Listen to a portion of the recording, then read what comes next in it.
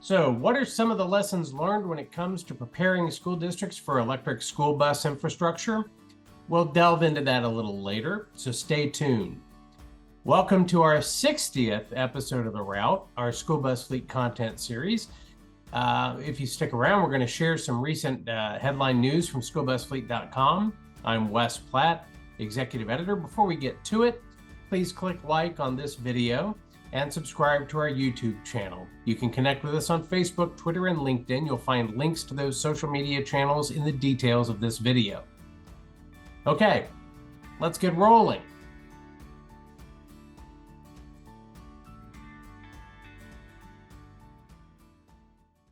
Our first stop is Lansdale, Pennsylvania, in the headquarters of the National School Transportation Association.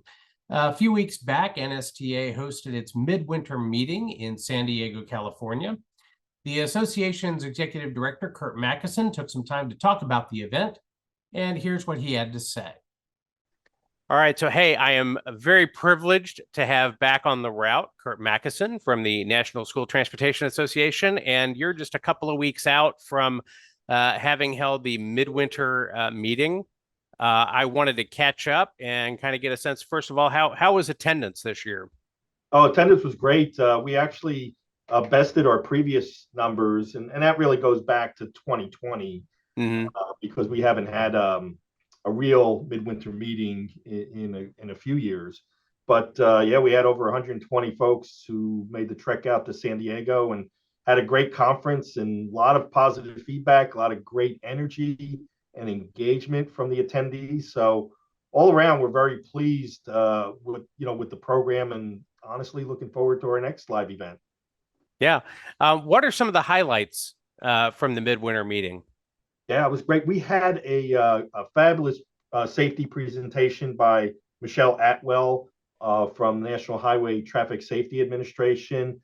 She talked about a number of things, including how we can bolster the Stop for School Buses Act and get a lot of programs and data that's so important to what we do. And I'm just very pleased that our continued partnership with NHTSA, and looking forward to actually increasing engagement with them over the next year, 2 years, 3 years, 5 years. Such an important part of what we do, and it's in our DNA, Wes, as you know. Right. But we also had a program that talked about cameras. With that program, we brought up the Meigs, Tennessee bus crash that had NTSB recommendations to our organization about usage of cameras and how they can help with student management as well. So that was a great program. We had some great expert presenters on that as well.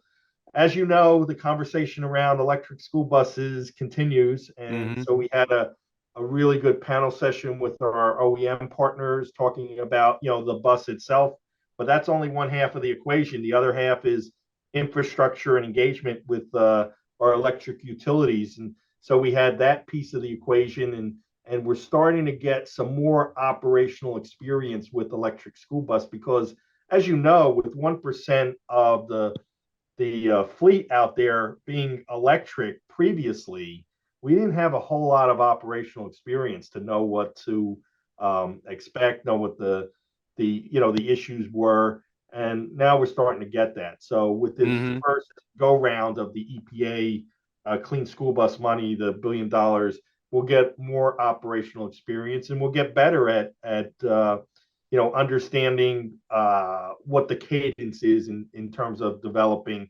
a whole ecosystem around electric school buses. Yeah, I was interested. There was a World Resources Institute and the Center for Transportation and the Environment came out with a report the other day that was kind of like they did these sort of technical planning for 3 school districts, primarily the ones that are in more disadvantaged areas. Right. And each district is different, right? But each of these districts presented some common lessons that they seem like they could apply further, like the types of chargers that you need, like how you deal with field trip routes, that sort of thing. So yeah, it does. It seems like now that we're kind of getting our hands dirty with this technology and really starting to see how it gets on the ground, you can start understanding more and planning better, and I think be a little more informed and a little less confused going in. So yeah, it seems good.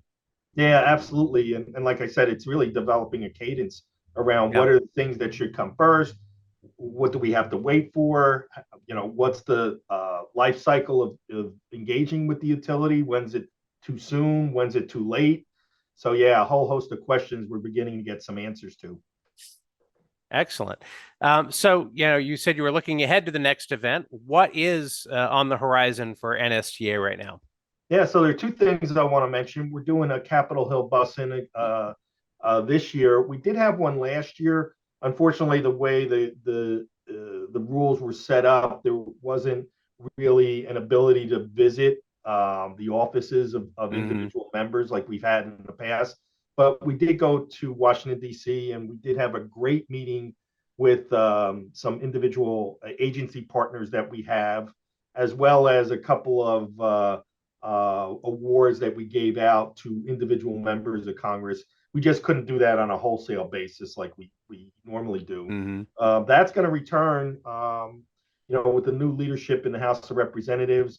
The House is going to be open. We're going to go to Capitol Hill April 26th and 27th. And, we're developing our priorities to go meet with the members of Congress. And it should be a great opportunity to engage with policymakers in DC. So we're really looking forward to that. And then in July 16th through 19th, we're going to be in Pittsburgh, Pennsylvania for our annual meeting and convention. We've got a lot of great stuff planned. I think we're going to do some electric school bus ride-alongs. If everything goes great, we're going to have a networking event at the Pirates game. Oh, They nice. play the Giants on Sunday, and hopefully, if we can, fingers crossed, Wes, that we can get all the various pieces aligned.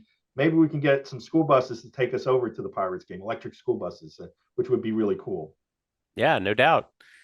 Well, excellent. It sounds like a lot is coming down the pipeline. I didn't want to get away without touching on the Clean School Bus program changes that were made as a result of NSTA's efforts.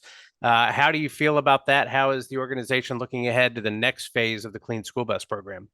Yeah, funny you mention it. We're going to have a meeting with EPA next week to discuss round two.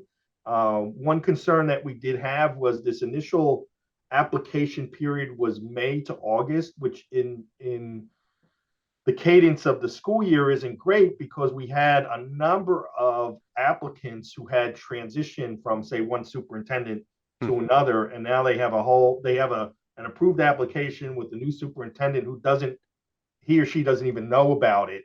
So we tried to express that to EPA to say, that application window pocket is important when we look at the program. So hopefully, round two will have a better 3-month cycle for us to get applications in.